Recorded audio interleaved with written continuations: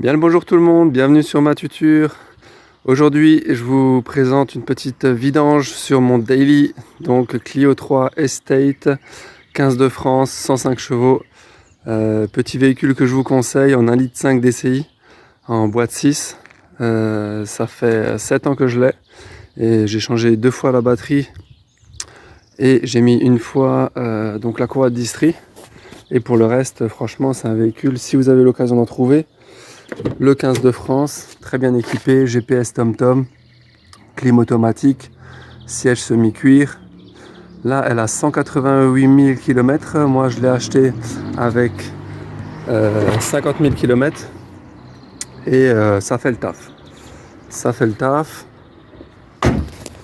Vous avez le coffre qui est quand même déjà relativement sympa. Moi, je cherchais une familiale qui soit à la fois pas trop chère et pas trop grande. Donc, franchement, ça fait le boulot. Aujourd'hui, elle a 188 000 km et donc du coup, c'est parti pour une petite vidange. On va juste fermer la porte. Donc niveau matériel, on retrouve le cric, on retrouve la clé en 8-10 mm, on retrouve la clé à filtre, vous allez avoir besoin pour retirer le filtre. On change, on ne joue pas les rapias, on change évidemment le joint et le bouchon. Le filtre à huile, évidemment du pur flux. L'huile, donc pour une Clio, moi je prends un peu du premier prix, même si on reste sur du 5W40, ce qui est déjà pas mal. Vous allez avoir besoin, donc ça je viens de me l'acheter, le petit bac de vidange, parce que c'est un peu casse-tête de transvaser à chaque fois l'huile d'un bac à un autre.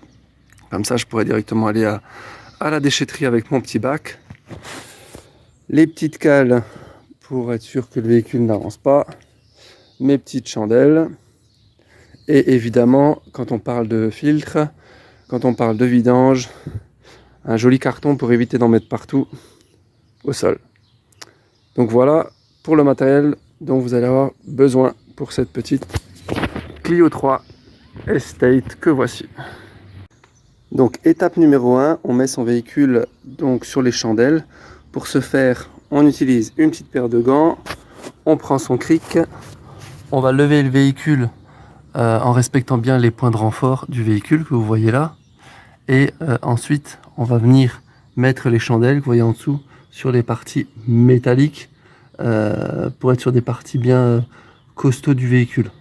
Donc là, moi, je ne l'ai pas monté très haut, mais là, le véhicule, il est bien stabilisé. Évidemment, j'ai mis le frein à main et j'ai mis la première pour être sûr que le véhicule ne bouge pas. Et j'ai mes cales qui sont en place pour pouvoir travailler en toute sécurité. Alors, une douille de 10 et un petit coup de WD-40, ça va nous servir pour démarrer à retirer les 7 vis qui sont sous le véhicule et qui protègent le moteur. Donc c'est les 7 vis qu'il faut retirer pour enlever le cache en plastique que vous voyez en dessous, qui sert de protection au moteur et qui va nous permettre d'accéder plus facilement au moteur. Donc là, j'ai retiré le cache. J'ai maintenant accès à ma vis pour effectuer ma vidange. Et j'ai donc mis le carton et je vais mettre en place donc mon réservoir. Pour que l'huile puisse se déverser dedans, je vais évidemment la laisser se déverser et je n'oublie pas d'ouvrir l'huile en haut pour justement créer un appel d'air pour que l'huile coule bien jusqu'à ce qu'il n'y en ait plus. Donc pendant que l'huile est en train de couler, on s'informe. Donc je suis allé voir sur internet, ils préconisent 4,5 litres concernant donc le plein d'huile pour ce véhicule. Moi je vous conseille de toujours mettre un demi-litre en moins parce que de l'huile on peut toujours en rajouter, mais quand on en a de trop, là ça devient dangereux. Moi je me mets sur 4 litres, je pars sur 4 litres et ensuite je regarde par rapport à ce que me dit le véhicule, si le niveau est suffisant, et par rapport à la jauge, évidemment. En attendant, on essaie de libérer l'accès pour pouvoir changer le filtre. Le filtre, donc, il se situe, je ne sais pas si vous voyez, le petit filtre bleu qu'il y a juste derrière le radiateur. Ce qui est un petit peu embêtant, c'est que sur ce véhicule, l'accès est quand même pas des plus simples. Donc, il va falloir que je change d'outil.